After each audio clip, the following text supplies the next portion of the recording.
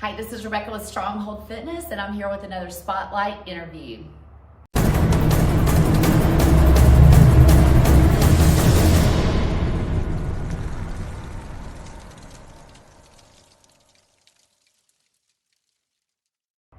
All right, we are back today with part 3 of a 3-part interview with Rachel Knytych. Thanks for coming back again, Rachel. One more time to share all your knowledge about hormones. We in our first interview, and we will link those to this video. We'll also link her husband Eric has done a video on macro counting that we'll link to this as well. In our first interview, we kind of talked about Rachel's history in the health and wellness industry and her own personal journey and how it's evolved over time, and all that she's learned, all the research she's learned and done with hormones. And we talked about how important consistency is in that process.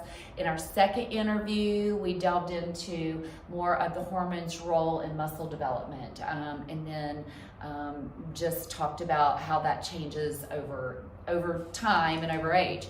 So today we're going to delve a little bit more into one specific hormone to start with, and that's cortisol, and what that hormone does and how it affects production. So we're going to just start right there and go right into it, Rachel. Okay. So take off. Okay, take off.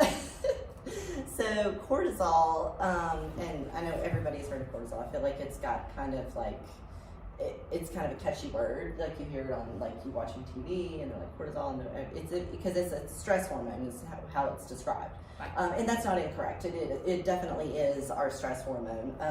But I think it's kind of gotten a bad reputation. In some it has. Respects. Absolutely. And so yes. I think when people hear cortisol, they kind of have a negative, like they think of it negatively. Mm-hmm. And it can be for sure. I think when I think about cortisol, I sort of think of it as kind of like the Goldilocks of hormones, because if you have too little cortisol, it's really bad, and if you have too much cortisol, it's also really bad. So you kind of have to be in like the just right kind of place with cortisol. So it's it's a little bit like Goldilocks. I like that. Yeah. So help us remember. Yeah, but it is our stress hormone, and it basically. If you remember back to the previous interview, we talked about the difference between anabolic and catabolic hormones. Mm-hmm. It's one of those catabolic hormones. And so it is responsible for a lot of things. And I'm going to, deal with the whole thing about like it causes belly fat, which is what you hear like on like whatever TV and whatever, like cortisol causes belly fat. And it can. I mean, that's not untrue in some respects. It's just a little bit out of context. But it gets such a bad reputation because it does cause, you will get like sugar cravings and really in general food cravings. You just want to eat more, right, when your cortisol spikes. And there's good reasons for that. But it is, so like I said, it is one of those catabolic hormones. It does help regulate blood sugar. So it's a big part of your blood glucose levels. It plays a big role in that. It is super important for your immune system as well. Mm-hmm. Cortisol is typically mostly made in your gut. And so gut health, people with poor gut health tend to have very messed up cortisol levels. So it's important, that's why it's important to keep that sort of gut biome healthy, because it is also, that's where our immune system is mostly generating from. So there are good bacteria and all of those things are in there. So cortisol is also part of that. So that's a whole another discussion right there about gut health and all that kind of stuff, which is pretty important. It actually strengthens our hearts in the doses it's supposed to be in. Okay. Because the way that it mitigates our dumps those hormones, those adrenal hormones into our system, like it actually causes good, heart contracture, so it's good for our myocytes. It is actually good for our brain. Our brains absolutely have to have cortisol. It is sort of the hormone that kind of touches everything. It's on everything. If the levels are off, does it also touch everything? Yes. Okay. Everything. Yeah. And so there's basically, receptors for cortisol on almost everything. And so for that level to be off, really could have some pretty detrimental effects on Yeah. all the rest of your hormones. Because it is such a vital hormone to life, like it is one of those life-sustaining hormones, your body essentially, at the cost of shutting down everything else, would make cortisol first. So it's pretty important. But it definitely has been associated with, like, high levels of cortisol are associated with higher inflammation. They're associated with abdominal fat. They are associated with heart disease. And really, because it mitigates our fight or flight response, what you see is when people are chronically stressed, they tend to dump cortisol into their bloodstream. You know, so if you, and I'm not talking about like you're pulling out, you're in the car, you're driving, you're pulling out, and someone pulls in front of you, you have to stop all of a sudden, you feel that adrenaline surge. Well, that's cortisol is causing that. Like that's what sort of mitigated that whole response. Your body's going to have that response and then go back to normal pretty quickly. Yeah. I'm talking about like you live in a state of chronic stress. Like your life is very stressful and you're constantly just on that stress wheel. And then with that, you're also not really doing anything to mitigate it. So you're not really exercising or eating well or anything like that. Those are going to be your chronic stress states. And in those situations, you definitely are going to, with higher levels of cortisol, because of the way that it mitigates, going back to being a catabolic hormone, the way it mitigates our body to dump glucose into our system to be readily available should we have to fight or flight. Right. Our poor pancreas then has to respond to that and make more insulin. So over time, as we're dumping glucose, and our pancreas is constantly having to respond to that, it gets tired. I mean, it just kind of gets worn out, right? You can't just continually, spin the wheels and expect them to and never oil them and expect it to just keep spinning. Right. So that's where you start to see people get into stages of type 2 diabetes and where they start to get insulin resistant and things like that. Like there's just this constant tax on that system. So that's sort of the issue there, as you kind of get into that kind of, it's one of those like sort of like chicken or the egg kind of things where it's like, did I gain a bunch of weight and that caused my type 2 diabetes, or do I have type 2 diabetes and that's why? So, but at the end of the day, losing weight in that state, getting this abdominal fat down and reducing cortisol is really always going to be the answer. So it really doesn't matter, but that's sort of an argument you hear people, right. So, and that, because again, that's hormones aren't necessarily making you fat. At least that's my opinion. Hormones aren't necessarily making you fat. Inconsistency is what's making you fat there. Right. Yeah. So, but with that said, if you are in a state of chronic stress, and your body is constantly dumping these hormones, dumping cortisol into your system, you will also subsequently be hungrier because your body will sense stress eating. Correct. Is a real thing. It really is a real thing. And what that means is... I know it is. Your body senses that it needs more calories for whatever thing is about to happen that you've got to do, and so you feel like you need to intake more. Sugar being the one that you crave the most because it's simple and it's glucose. And that's the thing. I mean, our bodies are so smart because, think about if it's telling your brain you need sugar, it's saying like, I need energy right now. I need it quick and I need it fast and I need it to be simple. So of course that's what you're going to crave. So that's where people kind of get into trouble. Right. Yeah. Just like I'm going to eat all these gummy bears, or I'm going to, whatever, and they will feel better for a minute because they'll get that, like, you get the sugar higher and you get a cortisol boost as well. But then you always have that kind of crash, and so that's just not healthy, obviously. So that's sort of what happens when you got too much cortisol. And that's that end of that, which is not good. The other end of that being if you don't have enough. And I'm going to say as a disclaimer here, adrenal fatigue, which is when you don't, like people go into adrenal fatigue from not enough cortisol, that's kind of a controversial issue. Like there's a lot of physicians out there that don't really buy into it. They don't think it's necessarily a real thing. For me, I'm going to tell y'all, for me personally, I do believe it's real only because when I was in it and then I was treated for it, I did feel so much better. And so it's maybe more of an anecdotal type belief in it, but I do think that it is a real thing. Okay. Again, like there's differing opinions on that, and that's okay. But this is my personal belief about it. And what you see in that scenario when you are in adrenal fatigue is, you've taxed that that essentially your adrenaline has like run out, basically. You just sort of run out, like you dumped it and dumped it and dumped it, and you lived in this chronic state of stress, and you just don't have any left anymore. And so you're not really making cortisol like you should. And we're going to get into sleep in just a second, but like a lot of times what you see when you are in these chronic states of stress is that you also are not sleeping well either. Right. And whether that be because absolutely. you are stressed out about what's going on in your life and it's keeping your brain up at night, or because you have chemical issues going on that are not allowing you to get that sleep.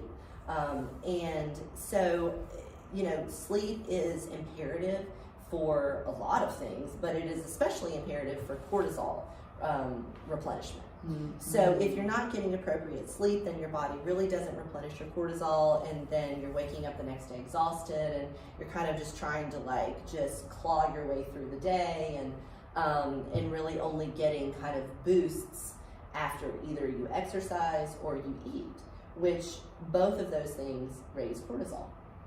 But it's sort of not necessarily the most productive way to do it, because I will say for a lot of over exercisers, they get into this pattern, and this was me as well, where you're feeling really sluggish and you're like, okay, well, I don't really feel that good, so I need to just push through this workout, or I just need to I need to work out more. Yes. Or that's your thing, I'm gonna go work out more, and that's gonna, and then you get this brief sort of high off of that because your cortisol is raised temporarily. But then it all crashes back down, and you kind of can't figure out why. And that's kind of what's going on. It's you're already too low, you get a big spike, and then it drops back down. And then you have to do something else to get a big spike, and it drops back down. So that's sort of the issue that you run into when you have that low cortisol. The other issue you run into, our bodies, like I said before, cortisol is incredibly vital to so many systems functioning, and our brain functioning, and all these things. So if we are in some level of adrenal fatigue and our cortisol is very low, and because of the way our bodies make these hormones, they will use the resources to make cortisol at the expense of the other hormones. Okay, so it's kind of if it's an either or situation, cortisol is always going to get priority. Okay, because it's just too vital to the way that our bodies function. But what that means is that you will get a diminishment in your sex hormones or your anabolic hormones, mostly.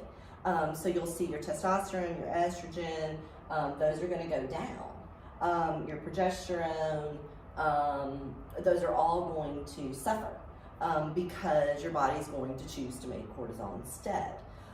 So going back to the first or the second interview and thinking about what those anabolic hormones do, allowing yourself to stay in a state where you have diminished cortisol is also going to affect your ability to develop muscle because you aren't going to have enough of those other hormones. So that's sort of where all these things kind of tie in together. Okay. So it's so critical to stay on top of these things because if, let's say, you are a female who is 50 years old and you are starting to go through menopause, and you have a diminished amount of testosterone and estrogen already, and now you are in some level of adrenal fatigue. So you could be sitting at levels of hormone levels that are practically non-existent and exercising your butt off and eating what you think is appropriate, and you're seeing no results whatsoever. And in that scenario, it's because your hormones are just not there. They're not there. They're not there to help you make that muscle. The body has to have that. It can't do it without it. No. Right. And so that's sort of where I feel like it becomes critical to stay on top of your cortisol levels and want them to you want to maintain a normal amount of cortisol. How do you do that? Well, so The biggest way to do that is super easy, and it's to sleep. That's it. Mostly you just need to get more rest. There are lots of things you can take. You can go to the doctor and get those labs drawn, and I would absolutely recommend if what I just described is you, then you should totally go do that. But a really easy way just to go ahead and get on top of it is just to make sure you're getting enough rest. Now we know that low estrogen is associated with really poor sleep. We know that, and there's so many studies out there that have proven that. So it's, again, if that is if you are in that situation where you're seeing a diminishment already, you're entering menopause and you're seeing a diminishment of hormones, you know, your sleep quality may not be what it needs to be in order to replenish your cortisol. So in that case, it's really important to be your own advocate and go to your doctor and talk to them about these things and try to stay on top of it in order to improve your sleep quality. And you know, one of the issues that we find with poor sleep is that, and this is widely studied, and I have a million references for it. If anybody wants references to any of these things that I have talked about, I can get them for you. I've not included any credit or any references in any of this because I just don't have time, but I absolutely can provide them for you. If you want any of that, contact Rebecca and she can ask me and I'll get them to you. It's just, I don't have time to include all of it because it's pulled from so many sources. But we know from a lot of studies, especially here recently, that you know, low estrogen is also associated with high ghrelin levels. And I don't know if you remember this from whatever, like, I feel like we learned this in like 10th grade science or something like that, but our hunger hormones, which are, and I never say it right, but ghrelin and leptin are our hunger hormones. Oh, yes. Ghrelin being the one that makes you hungry, right. And leptin being the one that says you're full, you're good. Right. So we know that lower estrogen levels are also associated with high levels of ghrelin. Poor sleep is also associated with high levels of ghrelin. And not only that, low levels of leptin. So if you're getting bad sleep, right, like you're not sleeping well at all, so your cortisol is low. So now subsequently we're in a state where we have low cortisol, low sex hormones, which means low anabolic hormones, which means that you're not going to help build muscle at all, and you're going to want to eat more because your cortisol is low and because your ghrelin's higher. So you're kind of gotten yourself, you'd be stuck in this little, like, you know, little roundabout, constantly like, yes. This and this and this. So you can see where people will gain weight simply because of those factors. And then in their mind, they just think, well, I'm going through menopause and that's why I'm gaining weight. Right, yeah. Well, and that is indirectly true. However, when we break it down a little bit further and we pick it all apart, you know, we can identify and then remedy all of these things, like individually, right? Like, yes. It's not just a one thing. Like, right. There's no like magic, drink this tea or do this thing or do this specific diet. No? Or no, I know. It's so hard. Sorry, this is like the last interview that was so depressing. Like, there's no like magic way to do no this. Magic quick fix. Where you know, you just fix all these things magically. It's yes. all of these individual things that we have to address and identify and individually fix, and then that sort of comes together. And I would think that some of those quick fixes would make it worse. Yes, affect your hormones so much worse. In some yes. really negative yes. ways. Yes, because the way our bodies operate is they always want equilibrium, right? Like, we always want a state of homeostasis. So anything you do over here far on the left, the swing back is going to be way worse because we're always going to have to remedy that, right? So you always, anything that keeps you right in the middle. I know that's so boring. But anything that keeps you, like, it's like I'm preaching all of the really boring things: consistency, moderation, like all of these things that are so boring, but they really work. Like, right. It's not flashy yes. or fun, and there's no quick fix. It's just keeping you right there in that state where everything is exactly the way it's supposed to be, is really where your body will be able to maintain longevity as you age and maintain muscle mass as you age. Yes. Okay, which yes. is really what we want. With the bottom line of all of this is we want to maintain muscle mass and even gain muscle mass as we age, because that's what's going to help us, right? That's what's going to get us over all of this stuff. And going on, I'm still talking a little bit about sleep. I need to address this because this is also something that I didn't really realize it's like I knew this, but I didn't really think about it a lot until I really started researching. Most of our muscle protein synthesis happens when we sleep. And because of, when we work out, you will see a lot of that happening within a few hours after the workout, which is why that anabolic window is so important, is like for you to get those particular amino acids, raise the plasma concentration of your amino acids to be available so that your body can do what it needs to do with the workout you just did, right? And so you see like somewhere between 30 minutes to 4 hours after, you see those that synthesis level going up. Now within 24 hours after, you really see that go up. Now, within 24 hours after, you've slept, you've eaten a lot, you've done all of these things. So if your body is at rest and it has these nutrients available to it, and you are asleep, so you're not really having to burn through a lot of calories. What it can do is focus on repair and muscle protein synthesis together. So it can focus on that recovery and the muscle building that needs to occur. Which is why, it's just basic. We've all known, it sounds your body really, needs really stupid. Like our body needs to repair. Sleep. But I think when we're younger and like it's pounded into, like you gotta take a nap, you need so many naps, and you need this and you need this and what, and it's like you just think that's so silly. As we're getting older, we don't do that anymore, except that our body really does need it. Like it really is that important.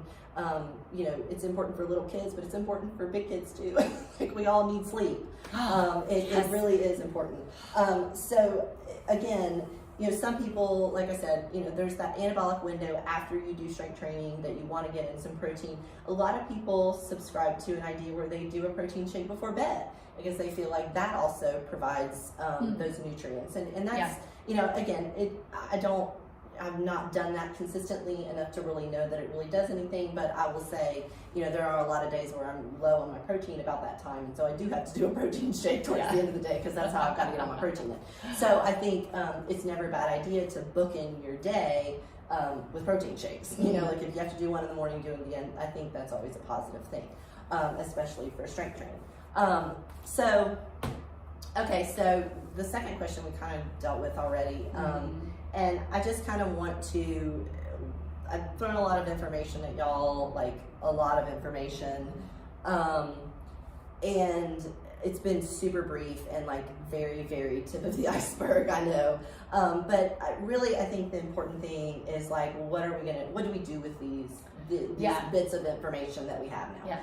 And what do we do now that we know these kind of things are happening? And, I kind of feel like there's like sleep. Yeah, that's actually, so you see how big that is on my list. Sleep. It's written like we this. need to it's sleep. Written like this big. Yeah, and you really need about 7 to 8 hours. And I know that sounds like a lot. No, it sounds perfect. That's ideal. That really is ideal. Yes. So that's a really big one.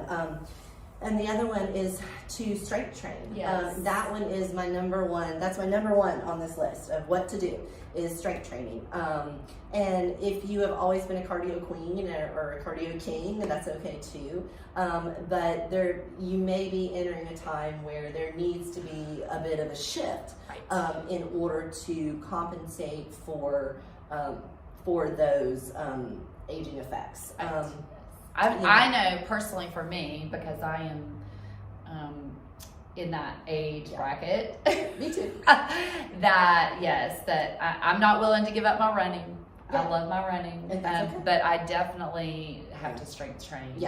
And do it at least 3 times a week. Right. And it may be, if you are somebody who has always been strength training, let's say you've always done weights like twice a week, this may be the time when you need to increase that to 3 or 4. And at the expense of perhaps doing away with a little bit of the cardio and kind of, just it's an adaptive process. It's a process nonetheless. Like, and it's changing that mindset, which is a whole nother subject of how many calories can I burn in an hour. Right. Well, I can burn a lot more doing that cardio than doing the strength training. It's changing that mindset of what the long-term effects are of your training. Yes. And for me, personally, and as we age, I think the much more effective means to burning calories is not for me to do it via cardio, it's for me to actually, like, for my body to do it. So I can either burn it like outside my body, or like exogenously, I can do a lot of workouts and burn a lot of calories, or I can turn my body into a machine that actually burns them for me. And I would rather at sleep, at rest. Correct. Drive it in the car. All the time. So, yeah. And I do that by adding muscle onto my body. So I would rather add muscle and increase my BMR than have to do 14 hours of cardio, for me personally. But again, it's, you know, it's about what you love to do, and like, you don't want to give up running, and that is something you love to do, and that's what you should do. But I also change my nutrition based on that as well, which is a whole nother part of that. And that's my number 2 is you have to find an eating plan that is, I say, is macro based, and you could really, there almost any of these diets that people follow, like if you are like a big keto person and you can do that like consistently for the rest of your life. I mean, that's awesome. I don't know how, but like because I could not, but I mean, it still has to be macro based. Otherwise you really do not have any idea how many calories you're actually taking in. Right. And macro-based meaning that you're tracking protein, carbs, and fats. And the reason that we do that really is going back to the second interview. If you think about what those anabolic hormones are regulating, they're regulating protein, carb, and fat. So by knowing exactly what I'm putting into my body, I am making those things available for those hormones to divvy out appropriately. And so I want to make sure for me that I am giving my body what it needs in order to actually build muscle. And that's a really big one. So being macro-based just makes that a lot easier than anything else. And really, I think as far as the consistency goes, it's also the easiest one to stay consistent at, because it sort of fits into regular life a little bit better than any other of the diets out there. So if you don't know what macro-based eating is, you can go and watch the thing that Eric did, or contact Rebecca, because it actually is very simple, and it really is one of those things that you can kind of just do the rest of your life. Like it's pretty easy. Yes. And will absolutely help you optimize muscle building as you're getting older, which is what you want to do. You want to be able to alter those things for muscle building. The third thing that I have, and I kind of touched on this when we were talking about monitoring hormones, is you really be your own health advocate, okay? Because it is really, especially for someone who appears to be well on the outside, who does not have the appearance of being sick or has really no reason to go to a doctor. It's sometimes hard to get them to listen to you. And when you're saying, like, I think something's wrong or whatever. For me, I had a little bit of trouble getting them to believe me when I kept saying, y'all, there's really something wrong here. I don't know what's going on, because I really appeared so healthy. And so I really had to kind of consistently go back and go back and go back. And don't be afraid to do that, to really try to, be your own advocate there and say, you know what, I really think that, can we check this, or can we look at this? And I've found, for me personally, most of my physicians have been great, and they're willing to do that, but it really did take me kind of being a little more persistent about it, and really kind of staying on top of it, because it is your body and your health, and so it's your responsibility. Yeah, like, and when something's not right. You can look a certain way to somebody on the outside, but how something's not right. Yeah, if things are off. Right, and that's just knowing your own body and kind of realizing, like, you just are not feeling right. And then the fourth one being sleep. Like, we covered that. Like, sleep is the biggest one I think overall. And like we said, there's so many things that can affect whether or not we're getting quality sleep. All of those hormones being one of them, stress being one of them, time. Those are all things that will affect our sleep. And for me personally, I do take sleep supplements. I've found a few that have done really well for me. And you know, we want to get that good rest. You know, like we said, that Yes. muscle protein synthesis is going on while we're sleeping. We are also releasing growth hormone while we are sleeping, and that also helps us build muscle. We need that growth hormone in order to build muscle. These things don't happen unless we really get good sleep. So those are really, to me, the main things as we are aging that we have to stay on top of and really be vigilant about. And in doing those things, I really feel like for me personally, as I have passed 40 and am, you know, about to be 43, I have more muscle now than I did in my 20s and 30s. Yeah. And it has. Me too. Yeah, and so it's really been a really good journey for me. And hopefully, I mean, I feel like, you know, I am looking at people, because I have not, you know, obviously been in my 50s yet, but I am looking at people that do these things and watching them and seeing what they're doing, and they're adhering to all of these protocols basically, and they've got great muscle, and they have great sleep, and you know, overall their fitness has just gotten better. And that's really what, you know, we want for everybody. Like, Right. that's really what we want. We want to get better with age, right? Like, Yes. we want to, that old muscle, we want that old muscle to just keep on going. And so we are going to keep, you know, training it, but we're going to have to make adaptations Yes. for those things. So, okay, so sleep, Yep. nutrition, Yep. strength training, Yes. being your own advocate, Yep. and consistency is key. Yeah, and overall, I'd say that Yeah. one that's just an It's umbrella overall. that we're gonna just put over Yeah. everything, and we're gonna just stick them all up underneath there. Right. So, like, if I was gonna do a little diagram, that would be really the key thing, and that one's the hardest one, the consistency. Yeah, of course it is. Yes. Yeah, That wish- requires discipline. Yeah, like, that one's so hard. So I definitely, I mean, that's my struggle too. Like, that's always going to be my struggle Woo! too. So Yes. anyway, so yeah. Well, that's it. well, I mean, this is, like you said, this is just scratching the iceberg, Yeah. but it's a lot for us to digest now. Yeah. Maybe we'll do another 3-part interview down the road, but Yeah. we'll digest this, and hopefully this will Yeah. give you all some good information that you can use and put into practical purposes Right. Just a for place to start. changing some Yeah. behaviors that and understanding your body's process as it Yeah. ages. Right. So thank you, Rachel, for sharing your knowledge with us. I certainly learned some things over these past interviews for sure. But one thing I want to know a little bit more is some of your Oh, boy. favorites. Some of your favorites. What's your favorite food? Oh goodness. Okay. Anything like Greek or Mediterranean. Oh, okay. Like, Yeah. anything like that. Okay. Ooh, yeah, those are good. Yeah. Color. Favorite color. Red. That does not surprise me. Yeah. That's like an angry person. Favorite movie. Ooh, that's gonna be hard. I don't know if I have a favorite movie. Oh yeah, I don't know I that do I have a do. favorite movie.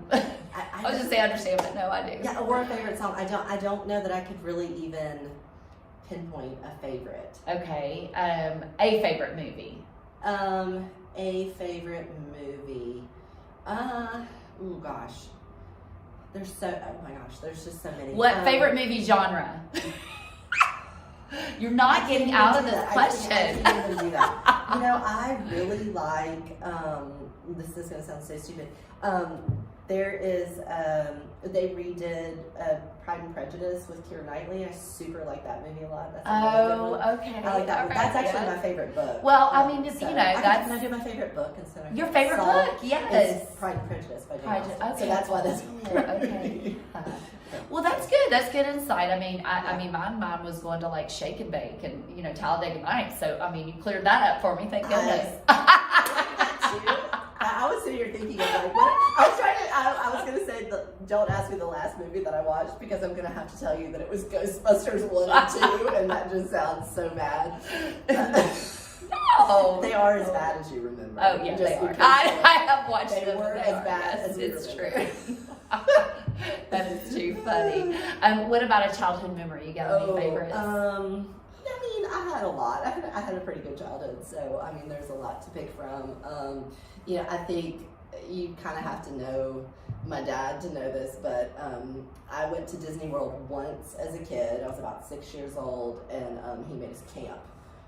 Like we went camping Oh, at Disney okay. World. Camping at Disney Camping World. at Disney World. And, but it was a favorite? It was good. I mean, I felt like it was Okay. good. I thought it was cool. Good. I think my mom would disagree. But I thought it was cool. As a kid, you would. As a kid, as a 6-year-old, I thought that Yeah. was pretty great. Well, so. that's really awesome. Yeah. Well, very good. Well, thank you again. This was very informative, and if you have, we're going to link the other 2 videos to this, as well as Eric, Rachel's husband's video that he has done on macro counting that we did.